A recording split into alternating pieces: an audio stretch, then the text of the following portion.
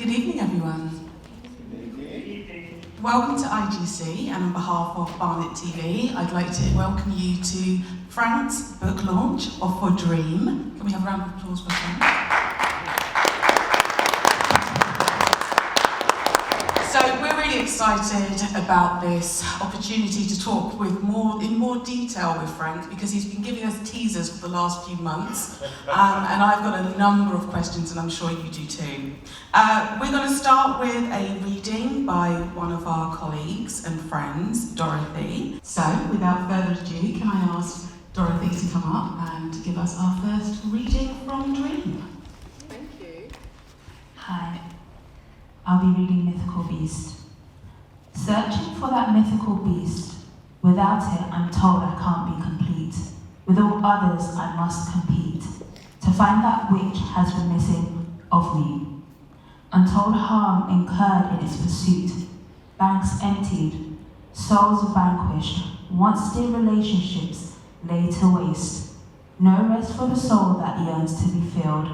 I always struggle to know where to start to describe myself because there's so many dimensions to it. I've come from parents of Nigerian heritage, but I was born over here, and then we went back to Nigeria, and then eventually I came back here to the UK. And really, I spent a lot of my growing up in spiritual communities, mostly churches, and been involved in all sorts of realms of life, of church life. But somehow, somewhere along the line, I kind of eventually decided that actually I want to help people. So I wanted to go from being in IT to being a coach. Wow. That's a big transition. It is kind of a big transition. Dream actually stands for D's for discovery, which is to discover where you are. Because if you don't know where you are, it's hard to then map out where you're going or to understand how far you've come, how far further it looks like you've got to go. So that's what the D is. The R is for recovery. Now that's specific to the context. Like I say, I was living a nightmare from the dream that I wanted, and it's kind of, okay, this looks bad, but ultimately what can I learn from it? So what good can I get from what looks to have gone wrong that will help me move forward? So that's what recovery is about. The idea is that the book will help people who have wondered, okay, what am I here doing? Yeah. What is this about, this life that we're living? And if you're not enjoying that experience, what's getting in the way of you enjoying that experience? So that is kind of the kind of questions that are being answered in the book. You know, there's pieces in there like enough, asking you, have you got a story that says you'll only be enough if everything out there is okay? Have you looked inside where the answer actually is? Those kind of questions are being asked. You know, the idea that, okay, you are here for such a time as this. What is it that you've been called to? What gifts are already at work in you right now that you're not recognizing? So it's also for those who thought that this is the thing that's going to make their life great, and then they achieve it and go, well, that wasn't that great. That didn't last. Yeah. So again, it's speaking into that whole idea that, yeah, maybe it's because you're trying to live life outside in rather than inside out, which is what the book is calling people to do. So life experience is not created from the outside in, it's created from the inside out.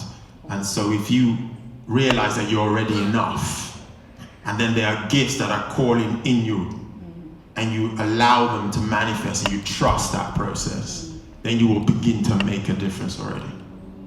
Did you just wake up with this idea one day that this had to be put into a book? Why now? That's a brilliant question, because there is a story to that. So again, the story almost tells into the book itself, because in a way, a lot of those poems had been, some of them been sitting there, some of them were there. When I get inspired, what I've come to learn is inspiration has its time of pregnancy. So when it's pregnant and it's calling to be birthed, is, are you going to listen? Are you going to be there? So I've learned to, when I feel the inspiration of something, just write it down. Sometimes I have pieces that are not complete, but once the inspiration is there, I write it down. So I had stuff that was complete already, and I began to use them, because in my coaching, I actually use poetry So I'd say, someone would share something with me, and then I'll go, oh, that's interesting, I have a poem for that. And then we'll read the poem, and then we'll look and say, okay, what comes up for you there? And then go from there. So you can do the good you need to do in proportion to what you have now. And even if you had no money, you have attention, you have time, you have focus, you have, you can care about people, you can call people up, you can say hello, you can smile. There's so much you can do to make an impact in the world. And that's why I wrote the piece World Changers, just to show that everybody can change the world. Because we are changing the world, but you can do it without recognizing it, or you can do it intentionally.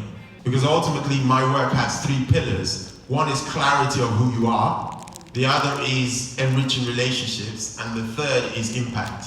So this book answers the impact and also is making an impact. And tell us about the charities that you selected. Right, so, okay. So one of them is called Charity Water. Now, I was literally telling a friend of mine there that I watched a YouTube video about the guy who started it, Scott. And his story captivated me because he was living life large, if you like. And then he saw the need. And then he thought, what can I do about it? And then he said, oh, actually, what I've got, I know how to promote events. So he put on an event that was meant to be his birthday and charged his mates, and then took the money to go and use to build wells. Now I have a personal experience with water and shortage of water, because like I said, I was born here, but we went back to Nigeria, right? And where the village we lived, well, it wasn't a village, it was actually in a city, but the kind of area we lived, we didn't have running water at one point. So I had to, when I came back from school, put a big keg on my head and go and fetch water about a mile, maybe more than a mile. So you're going there. It's not too bad when there's nothing in the keg. When you're coming back, that's quite a journey. So I was that boy. So I'm thinking, well, yeah, we could end that in the world really if we made a difference. So the idea is that the book is, like I said, split into 5 sections, which is the framework. So you go from one framework to the next to the next. And then each section begins with a section heading, which has a quote on it. And the quote is really just to begin to draw you into what the main theme of the actual book is. And then beyond that, it tells you the synopsis of all the poems and what the poems are actually trying to achieve. So that by the time you go into it, so then there's a content of the poems for each section. And as you go to each section, each poem, you read the poem, and we designed the book so that you can't see the questions and the poems at the same time. That took a lot of work, trying to put blank pages in certain places and do certain things to get there. But the idea is I want you to be present in the moment when you're reading the piece and not to be prejudiced by the question. So you can read the piece, and I know when I deal with clients, I may be inspired in a certain way, I write something, and then when they read it and they come up with something completely different, but not invalid, just as valid for them. So it's important that we did that. So then once you finish the poem, then you flip over, then you see the questions. The idea of the question is almost like a journal reflection. So you're reflecting and saying, okay, how does this apply to me? And the question allows you to think about your own situation. Now what's beautiful about this is that you could literally use one of these every year if you wanted to, because you will find new things. As you grow and things happen in your life, then you're seeing different things come about. So this is ever relevant in a way. And so that's the idea, that you work from section to section. By the time you get to the end of the book, you kind of have a better sense of actually what is calling you in the world and what impact you can make, because those are what the questions will tease out of you. Have they gone? Can I take it off now? It weighs a ton, this mask that I wear. It's the only way I know to hide what I see, just so I don't have to face me. I had visions of perfection, doing all things right. I shouldn't let the side down. Mustn't give a bad impression of the team. Everyone else seems to be doing better than me. Or at least, so it seems. It's hard to tell who is wearing one like me. I couldn't afford to be me. A price too high to pay. All those tongues wagging and disapproving looks from those who had this whole thing down to a T. It was clear to all concerned that I hadn't done enough, trying much harder to perform, earning the right to show up as me. Disappointment lingers on inside. I'm not who they want me to be. So I sport this false accessory. At least I fit in as long as I'm not alone with me. My actions showed me who I was, a memory of who I used to be. The more I look, the more I see, till I know who I really am.